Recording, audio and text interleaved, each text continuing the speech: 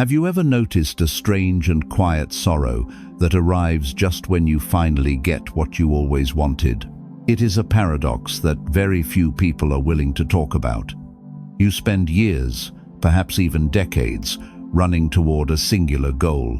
You sacrifice your time, you burn through your energy, you miss the quiet mornings and the still evenings because you are endlessly focused on the next great milestone. And then, one day, you finally cross the finish line.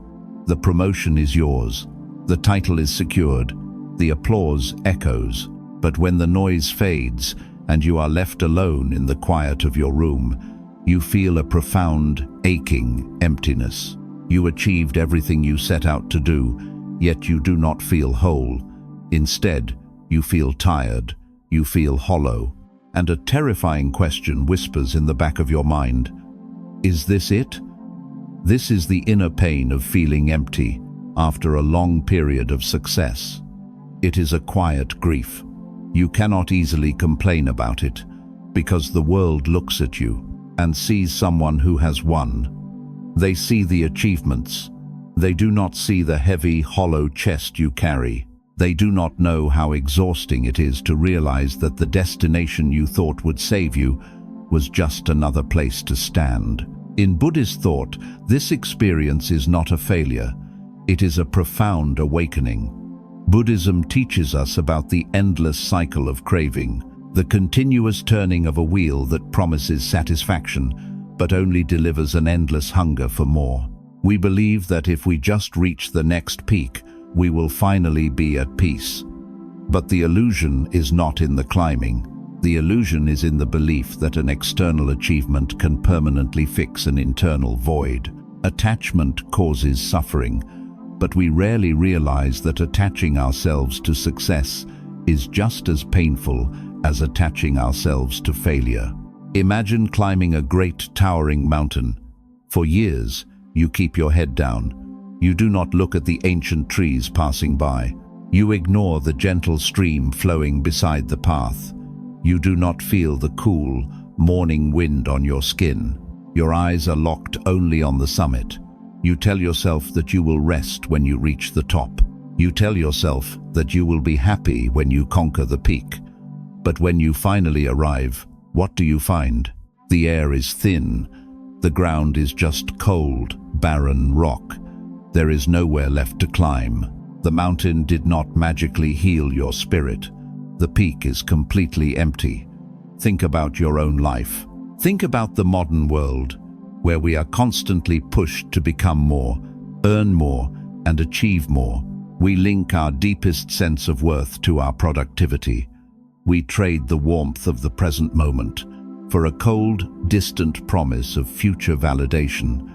We build our identities around our work, our goals, and our public success. And when we finally get the money, the house, or the recognition, we wonder why the feeling of peace slips away so quickly. Ask yourself this: how much of your precious, irreplaceable life have you spent waiting to arrive? How many beautiful, ordinary moments have you sacrificed at the altar of achievement? Stop. Breathe. Acknowledge the quiet sorrow you are feeling right now. Do not run from it.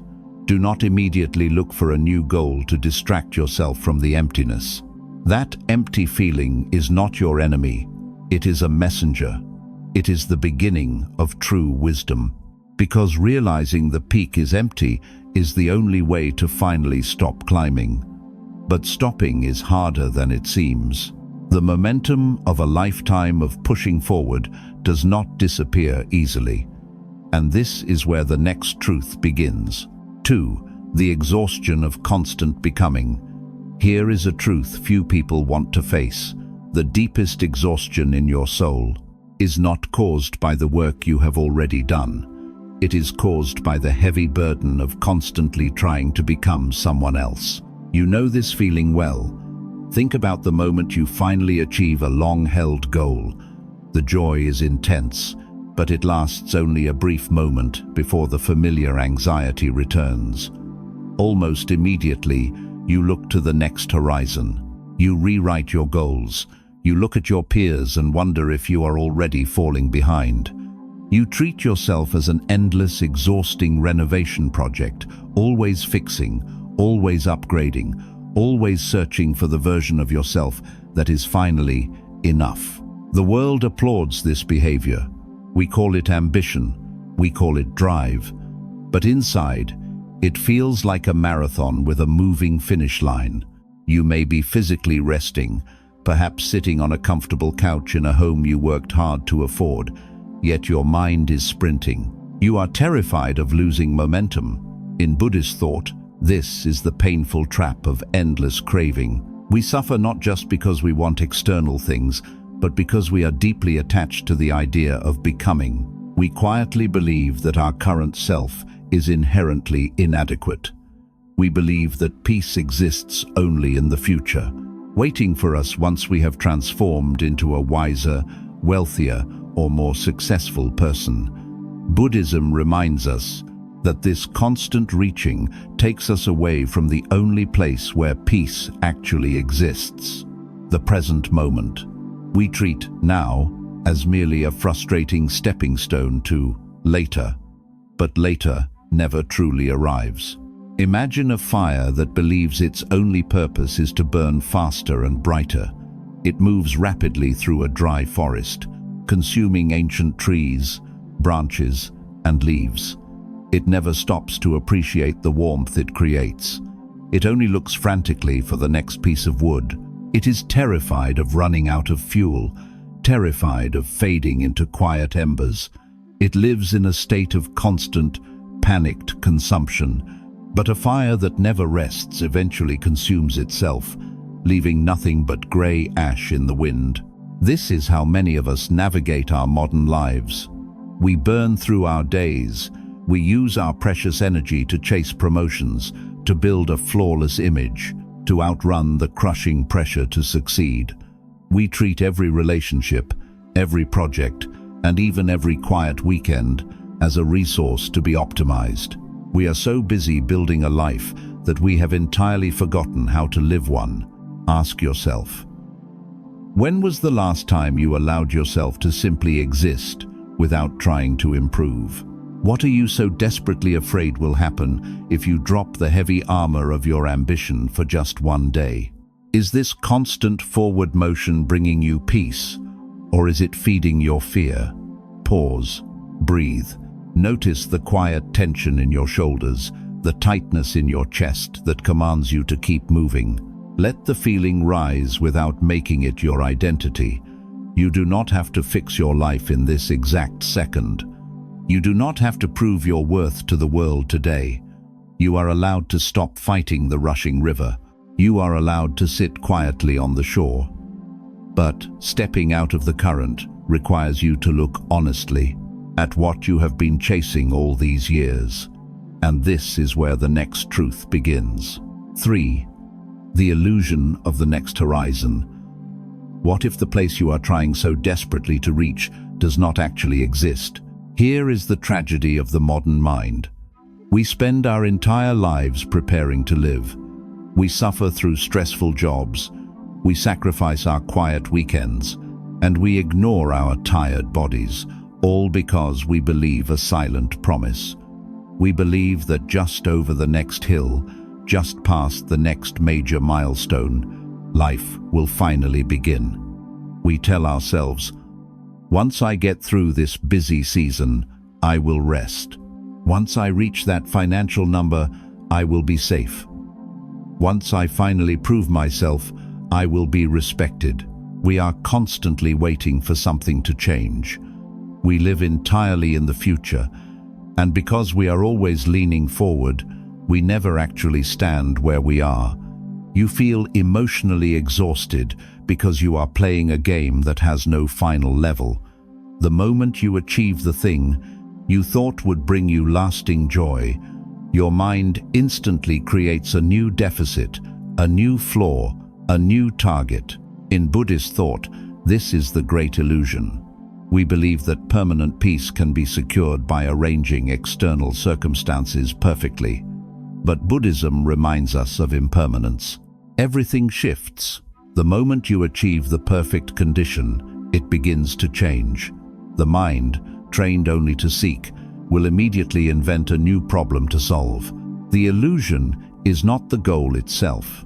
The illusion is the belief that the goal contains your salvation. Imagine a sailor in a small boat, staring fiercely at the horizon line where the vast sky meets the ocean.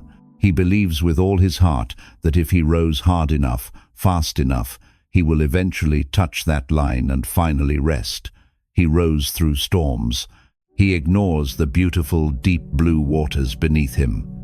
He does not feel the warmth of the sun or watch the clouds drifting across the sky. He only stares at the line.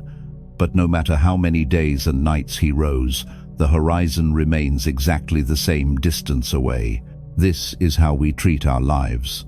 The horizon is that next promotion, that flawless reputation, or that ultimate feeling of being completely secure. We exhaust our spirits rowing toward it. We miss the life happening right beside us. We ignore the simple, quiet moments of today, because we are too busy trying to become someone we think will be worthy tomorrow. The endless pressure to succeed makes us blind to the simple, ordinary beauty of right now. Think about your own life. How many times have you reached a horizon only to find another one instantly appearing in the distance? How long have you been telling yourself that you will finally be happy after this next thing is finished? What are you waiting for before you allow yourself to just be? Pause, breathe. Bring your attention back to the exact place you are sitting. Stop trying to force the door of the future open. Let the present moment be exactly as imperfect as it is. Do your part in the world, then release the outcome. You do not have to keep rowing. Peace is not found by finally crossing the horizon. Peace is found when you realize you are already held by the water. But to stop rowing, you must first let go of the heavy belief that your worth is tied to how far you have traveled, and this is where the next truth begins. 4. Detaching your worth from your work. What if the heaviest thing you are carrying is the belief that you are only as good as what you produce? Think about that. We live in a world where we introduce ourselves by stating what we do. From a very young age, we are taught a dangerous and silent equation. Your value equals your output. Over time, the line between who you are and what you achieve completely disappears. When you succeed, you feel worthy, you feel safe. But when you rest, when you face a setback, or when the long-awaited success finally arrives and the applause fades, you are left with a deep, anxious void. You feel empty after a long period of achievement because the achievement became your entire identity. If you are not actively climbing, producing, or winning, a quiet fear whispers that you no longer matter. In Buddhist thought, this is the painful trap of a false identity. We attach our deepest sense of self to things that are entirely impermanent. We anchor our souls to job titles, social status, the success of a project, and the fleeting admiration of our peers. But all of these things are subject to change. When we build the foundation of our self-worth on shifting conditions, our inner peace will always be fragile. Non-attachment does not mean you abandon your responsibilities or stop doing beautiful work. It means you stop asking your work to prove that you have a right to exist. Imagine a vast, ancient lake reflecting the bright night moon. The reflection on the surface is sharp and beautiful, but eventually a storm rolls in. The wind howls, and the water becomes rough, shattering the image of the moon into 1,000 broken, chaotic pieces of light. If the lake believed its only purpose and identity was to hold that perfect reflection, it would panic every time the wind blew. It would try desperately to control the weather. It would feel empty and worthless during every storm. But the lake is not the reflection on its surface. It is the deep, quiet, immovable water underneath. Your achievements, your career, your public victories, these are just reflections on the surface of your life. They will always change with the weather of the world, the stress of your job, the fear of failure, the pressure to constantly succeed. These are just the wind. If you believe your entire worth is tied to how perfectly you reflect success to the world, you will spend your whole life fighting the wind. You will be terrified of being ignored, terrified of resting, and terrified of the quiet moments when there is nothing left to achieve. Ask yourself, who are you when the work is finally done? If all your titles, your wealth, and your accomplishments were quietly taken away tomorrow, what would remain? Are you still holding on to the exhausting belief that you must earn your right to simply be alive? Pause, breathe. Notice the fear that rises when you imagine putting down the heavy armor of your success. Observe that fear without following it. Let the feeling rise, but do not make it your master. You are not your output. You do not have to perform to be worthy of peace. You can let the storm pass without becoming the storm, because peeling away the heavy layers of a performance-based identity finally leaves space for something much softer. And this is where the next truth begins. 5. The sacredness of ordinary moments. What if the peace you are searching for is not hiding in the extraordinary, but in the completely ordinary? Most of us are conditioned to only value the massive peaks of our lives. We celebrate the promotions, the large financial milestones, and the grand, applause-filled victories. But because we are so fixated on these rare, towering events, we treat the rest of our existence as mere waiting time. We treat our morning commute, the act of washing dishes, the quiet evenings at home, and the simple conversations as obstacles to get through. You feel empty after a long period of success because you have accidentally trained your mind to believe that most of your life is unimportant. You have traded the beauty of daily existence for the fleeting thrill of a singular achievement. Buddhism reminds us of a very different way to live. In Buddhist thought, the highest peace is not found by escaping the world to achieve a grand, impossible state. It is found in the simple, deliberate act of paying attention. Mindfulness teaches us that there is no blank space in life. Every single second holds the potential for deep presence. One of the deepest lessons of Buddhism is that the sacred is not reserved for the spectacular. When you bring your full, unbroken awareness to an ordinary act, you step out of the exhausting cycle of craving. You stop waiting for your life to finally begin. Imagine a beautiful, quiet room illuminated by a single, steady candle. The flame is gentle. It does not roar like a massive fire, nor does it try to outshine the sun. It simply exists, casting a soft, golden light on the walls. Now, imagine a person pacing frantically in that room, searching desperately for a massive, blinding spotlight. Because they are so obsessed with finding an overwhelming source of light, they completely ignore the warmth of the candle. They stumble around, complaining about the dimness, entirely blind to the quiet beauty that is already keeping the absolute darkness away. This is how we treat our ordinary days. The endless pressure to succeed makes us completely blind to the candle. We are so consumed by the fear of not being enough, or the anxiety of falling behind, that we rush right past the present moment. We eat our meals while staring at screens, completely ignoring the taste. We walk past ancient trees while our minds are trapped in stressful, imaginary arguments with our co-workers. We sit next to the people we love, but we are 1,000 miles away, plotting our next career move. We are constantly searching for the blinding spotlight of success, missing the quiet, glowing beauty of simply being alive. Ask yourself, what beautiful, ordinary thing did you completely ignore today because your mind was trapped in tomorrow? When was the last time you gave your full attention to a single, simple task without rushing to finish it? Pause, breathe. Bring your awareness to the feeling of the air moving in and out of your lungs. Notice the quiet space around you. Stop trying to turn this exact second into a stepping stone for something else. Let the present moment be exactly as it is. You do not need to constantly chase the spectacular. Finding meaning does not require a grand victory. It only requires your quiet attention.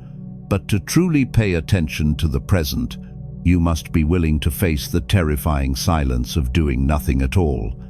And this is where the next truth begins. 6. The courage to do nothing. What if the most terrifying thing you can do right now is absolutely nothing? Here is a strange contradiction. When you finally achieve your goals and are met with that quiet, aching emptiness, what is your very first instinct? You try to fix it with more action.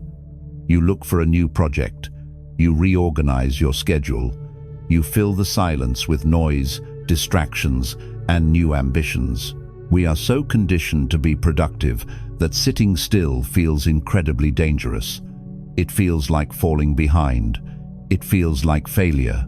When the applause fades and the work is done, the silence forces you to face the very thoughts you have been trying to outrun for years. And so, you keep moving. You run from the emptiness, terrified that if you stop, the world will silently move on without you. Buddhist wisdom teaches a radically different approach. In Buddhist thought, stillness is not laziness, and it is not an absence of life. It is the highest form of awareness. We suffer because we believe we must constantly manipulate our environment to feel safe. Buddhism reminds us that the mind naturally heals and settles only when we stop aggressively stirring it. We do not have to constantly produce to prove we are alive. True clarity comes not from forcing a solution, but from having the profound courage to let things be. Imagine a glass filled with water and a handful of dark earth. If you take a spoon and stir the water frantically, the glass becomes cloudy and thick. You cannot see through it. Now, imagine you desperately want the water to be clear again. If your only tool is action, you might try to reach in and push the dirt to the bottom. You might shake the glass. You might stir it in the opposite direction. But the harder you try to fix the water through effort, the cloudier it becomes. The only way the water will ever clear is if you have the courage to set the glass down. You must step away. You must do absolutely nothing. Slowly, without any effort from you, the heavy earth will settle to the bottom and the water will become perfectly clear. Your mind is that glass of water. The pressure to succeed, the fear of losing your status, the constant comparison to others, these are the forces constantly stirring your mind. When you feel that painful emptiness, after a long period of success, you panic. You stir the water faster. You take on more responsibilities, assuming that a new title or a higher income will finally bring clarity. You are afraid that if you stop moving, your life will lose its meaning. But peace cannot be manufactured through more agitation. Clarity will never arrive while you are frantically stirring the glass. Think about your own life. What are you afraid you will feel if you finally stop moving? Are you trying to heal your deep exhaustion by forcing more tasks into your day? How much of your constant busyness is simply a way to avoid sitting quietly with yourself? Pause, breathe, sit with the discomfort of stillness. Observe the urge to get up, the urge to check your messages, the urge to plan tomorrow. Let the feeling rise without making it your master. Stop trying to force the dirt to the bottom of the glass. You do not have to earn your rest by exhausting yourself first. You are allowed to put the glass down, because when the mud finally settles, you begin to see the world and the quiet, ordinary moments right in front of you with a clarity you never thought possible. And this is where the next truth begins. 7. The gentle art of true presence. What if the reason your success feels so utterly empty is simply because you are not actually there to experience it? Think about this strange reality. You spend years of your life building a career, securing a comfortable reality, and fighting to arrive at a specific destination. You sacrifice your energy and your quiet days, just to reach that peak. But the very moment you finally arrive, your mind immediately leaves. You physically occupy your success, but mentally, you have already moved on to the next problem. You are worrying about protecting your status, maintaining your momentum, or plotting your next grand victory. You are a ghost haunting your own life. The quiet pain you feel is not a lack of achievement. It is a profound lack of presence. In Buddhist thought, this continuous separation from the present moment is the root of our deepest suffering. We operate under the heavy delusion that we can inhabit the future through worry or somehow fix the past through regret. But Buddhism reminds us that the present moment is the only place where life actually exists. When we abandon the now to live in an imaginary, stressful future, we completely starve our spirits. True presence is not a complicated spiritual technique. It is the gentle, radical act of coming back to the very place your feet are standing. Imagine a beautiful, sprawling garden. For years, you knelt in the heavy mud. You planted the seeds, pulled the stubborn weeds, and carried water through the hot sun. You dreamed of the day the flowers would finally bloom. Then, the season turns. The garden explodes into brilliant, vibrant life. But instead of sitting quietly on the wooden bench to admire the colors, you begin pacing anxiously along the edges. You stare at the dirt, terrified of the weeds that might return tomorrow. You frantically calculate how to build a bigger fence to protect your work. You are so consumed by the future of the garden that you completely forget to smell the flowers. We do exactly this with our modern lives. We achieve the peace we once dreamed of, but we flatly refuse to inhabit it. The endless pressure to succeed convinces us that resting is dangerous. We treat our quiet evenings and our loved ones as mere background noise, while our minds are entirely trapped in unseen emails, future deadlines, and invisible comparisons. We have mastered the art of arriving, but we have completely forgotten the art of being. Ask yourself, where is your mind right now? Are you truly living the life you worked so hard to build, or are you simply using it as a waiting room for the next grand event? What would it feel like to finally sit on the bench in your own garden? Pause, breathe, feel the steady ground beneath you. Observe the light in the room. Let go of the heavy, exhausting need to be somewhere else. You do not have to be 10 steps ahead of your own life. Let the feeling of inadequacy rise and fall without grabbing onto it. You do not have to conquer the future today. Stop trying to force tomorrow to arrive. Let the current moment hold you, because once you stop abandoning the present, the deafening noise of your ambition finally begins to fade. And this is where the final truth begins. 8. Returning to a quiet mind. Think back to that quiet, aching sorrow we spoke about at the very beginning. That heavy emptiness you felt standing at the peak of your achievements, wondering if this was all there is. For so long, you believed that feeling was a sign of failure. You thought it meant you had not climbed high enough, or that you had simply chosen the wrong mountain. And so, you kept pushing.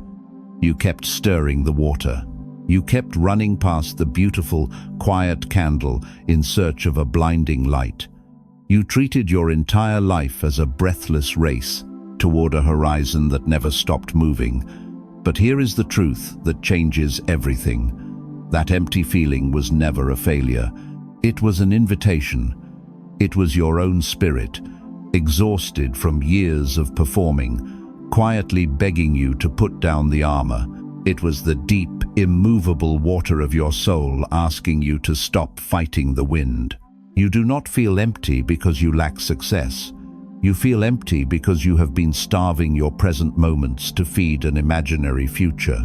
You have attached your entire worth to what you can produce, completely forgetting that you were already whole before the climbing ever began. In Buddhist thought, the end of suffering does not arrive when you finally conquer the world. The end of suffering arrives when you finally stop fighting reality. True liberation is the profound realization that peace is not an achievement. It is not a trophy waiting for you at the end of a grueling marathon. Peace is your natural state, buried beneath the heavy, exhausting layers of craving, attachment, and the endless pressure to become someone else. When you let go of the need to constantly improve, you do not lose your value. You simply lose your exhaustion. Imagine walking out of a loud, crowded room where everyone is shouting to be heard. For years, you stood in the center of that room, straining your voice, trying to prove you belonged. You were terrified that if you stopped shouting, you would disappear. But finally, your throat is too tired. You step out the door. You walk into the cool, silent night air. At first, the quiet is terrifying. But slowly, your ears adjust. You hear the wind in the trees. You see the vast, open sky. You realize you do not need to shout to exist. The silence is not empty. It is deeply, profoundly full. This is what happens when you finally detach your worth from your work. This is the sacred beauty of ordinary attention. You stop living in the crowded, shouting room of your ambition, and you step out into the quiet reality of your actual life. Ask yourself, what would happen if you truly believed that your work here is already enough? What if the next chapter of your life is not about acquiring more, but about finally learning to hold what you already have? Pause, breathe, let that sink in. You have fought so hard for so long. You have carried the heavy burden of constant achievement across endless horizons. But the journey of becoming is over. You are already here. Let the mud settle. Let the garden grow. Do not spend another precious day waiting for your life to begin. If these lessons touched your heart, share this video with someone who may need a little more peace today. You can let go now.